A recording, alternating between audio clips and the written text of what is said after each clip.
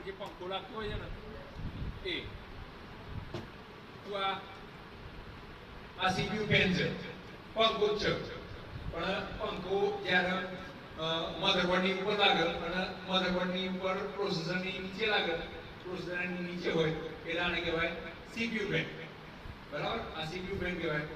બરાબર, આ પ્રોસેસર અહીંયા હીટ સિંક મેં તમને વાત કરી ને, હીટ સિંક, એ હીટ સિંકોમાં લગાવેલી છે, જોઈ સિલ્વર કલરની દેખાય છે? હીટ સિંક લગાવેલી હોય એટલે આ સીધી પ્રોસેસરની ઉપર લાગી જાય એટલે પ્રોસેસર ગરમ ના થાય એના માટે આ બનાવેલું હોય છે. બરાબર, આ સીપીયુ ફેન હતો. તો જુઓ, હવે આ બહુ જ રસ પડે એ વસ્તુ આપણે સીપીયુ ની અંદર જે બધા સ્પેર પાર્ટ જોયા આપણે એ બધા સ્પેર પાર્ટ આપણે સીપીયુ ની અંદર જે સ્પેર પાર્ટ જોયા ને એ બધા આમાં અંદર લગાવેલા છે. કેવી રીતે? તો પેલું ખાલી કોક જોયું ને બધાય, ખાલી કોક જોયું બધાય એ જ વસ્તુ એક ભરેલી છે. જુઓ, આ ભરેલી દેખાય છે. તો આ ઉપર છે, આ છે, એને શું કહેવાય?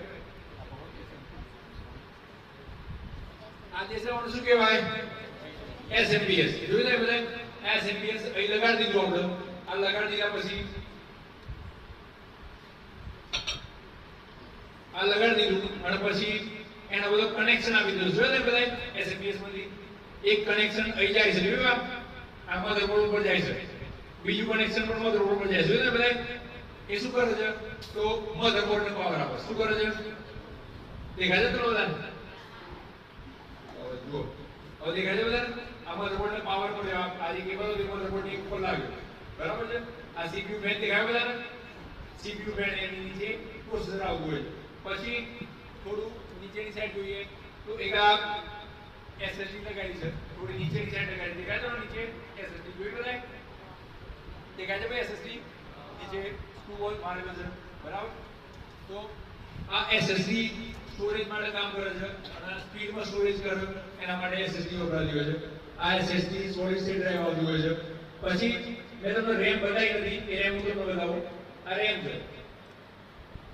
હવે ના કાસ હોય ને એવી જ રેમ આવતી હોય. આને કહેવાય રેન્ડમ એક્સેસ મેમરી. આ વોલેટાઇલ મેમરી કહેવાય. વોલેટાઇલ એટલે પૂછાઈ જાય ટાઈપની મેમરી. મતલબ કે આપણે કોઈ પણ વસ્તુ, કોઈ પણ લખાણ લખ્યું કોમ્પ્યુટરમાં ત્યારે જો સુધી આપણે ફાઇલ સેવ ના કરી હોય તો સુધી બધો ડેટા આપણો ઓમાં સ્ટોર થયો હોય. અને જે આપણે ફાઇલ સેવ કરી દીધી તરત જ એક જ આવે હાર્ડ ડિસ્ક ની અંદર. આ એસએસડી છે ને એની સ્ટોર થઈ ગઈ, પરમેનન્ટ સ્ટોર થઈ ગઈ. ત્યારે આમાં સ્ટોર હોય અને પછી લાઈટ જતું હતું, એ લાઈટ જતું રહેવું તરત ડેટા ઉડી જાય. ત્યારે કેવું થાય? એટલે રેમ, આ રેમ કહેવાય. જોયું ને?